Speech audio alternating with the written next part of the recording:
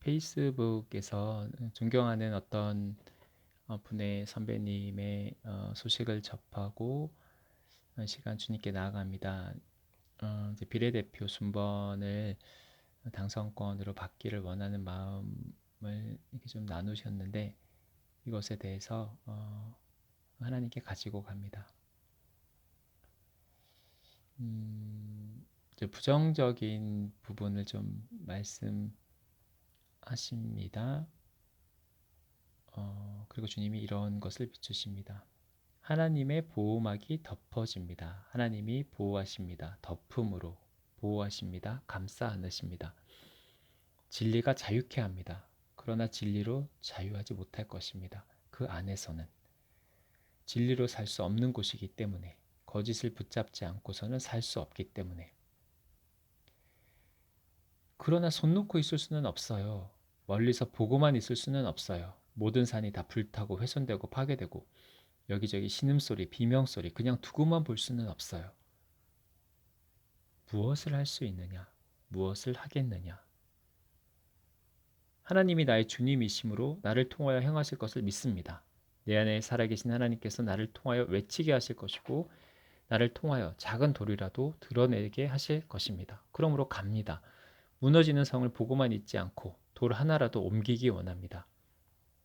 예수께서 외면하지 않으셨던 것처럼 그들이 듣든지 못 듣든지 안 듣든지 외치셨던 것처럼 침묵하지 않습니다. 길을 갈 것입니다.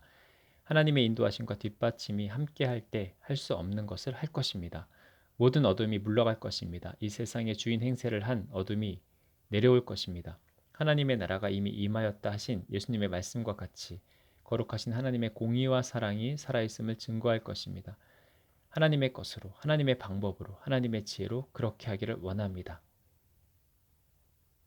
이 선배님의 마음을 하나님께서 이렇게 비추신 것 같습니다.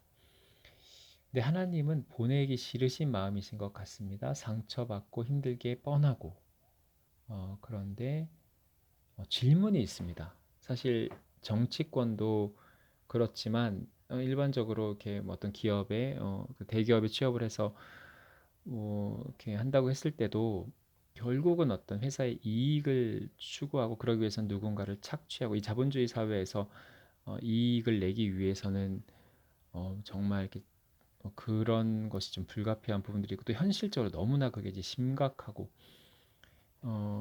그렇지만 우리가 세상을 외면할 수 없고 등지고 그냥 우리끼리 이렇게 뭐 어떤 일정한 테두리를 이렇게 선을 그어놓고 그 테두리 안에서 안주하며 살 수 없는데 우리가 그 가운데로 들어가야 하는 게 우리의 숙명이고 부르심이라고 역할이라고 우리는 생각을 하는데 이해가 안 됩니다.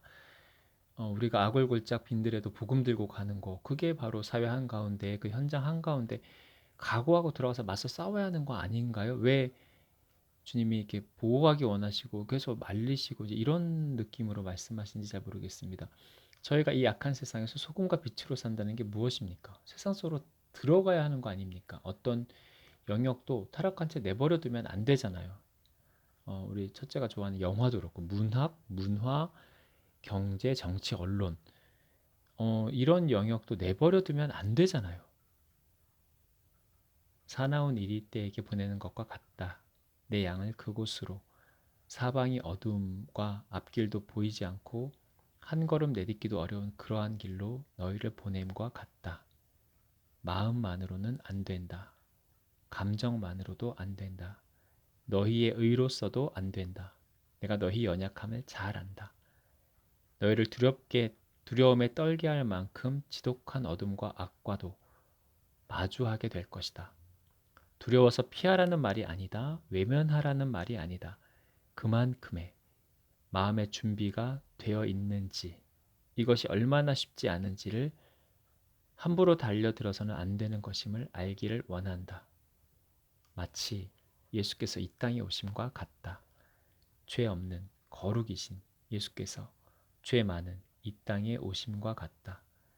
그 길이 그 길 걸음걸음이 얼마나 거칠었는지 얼마나 부대꼈는지 그 가운데 하나님과 동행하며 자신이 져야 할 십자가를 생각하고 그 죽어야 할 길을 따라서 걸으셨던 예수님의 이 땅에 오심과 같이 그 무거운 그러나 생명의 길 기꺼이 가신 것 같이 너희가 너희 십자가를 지고 가지 않으면 승리할 수 없다. 예수께서 십자가를 지지 않으셨다면 하나님의 뜻을 이룰 수 없었다. 그러나 십자가를 지심으로 하나님의 승리를 이루셨고 뜻을 이루셨다. 온전히 이루셨다. 부대끼일 것이다. 거칠 것이다. 반기지 않을 것이다. 그러나 이것이 십자가라면, 십자가로 느껴진다면, 이것에 대한 분명한 하나님의 인도하심이 있다면 그 길을 갈 때, 십자가를 지고 갈 때 하나님의 승리를 누리게 될 것이다. 사실은 그 속으로 들어가서 그런다는 것 자체가 정도의 차이이지, 모든 하나님의 자녀들에게 마찬가지인데, 우리가 언제까지나 뭐 등지고 피하고 그럴 수는 없는데, 우리는 물론 완벽한 준비를 하고 들어가는 건 아니지만 어떤 준비를 해야 해요? 사실 우리 자녀들도, 아이들도 사실 그런 과정 가운데 있는 거잖아요. 주님의 것도 접하지만 그렇지 않은 것도 접하면서 이런저런 영향도 받고 있고, 마음을 지키는 것, 뭐 시행착오를 통해서 배우기도 하고, 내적인 갈등을 겪기도 하고, 무엇에 자신을 더 내어줄 것인지 넘어지기도 하고, 선을 넘기도 하고, 그러면서 예방주사 같은 효과를 보는 거고, 결국 이제 사회에게 나아가는 건데, 하나님의 자녀들이 세상에 나아가서 빛과 소금의 역할을 감당하기 위해 어떤 준비가 필요할까요? 일반적인 차원에서 나눠주세요. 그보다는 하나님을 바라보라.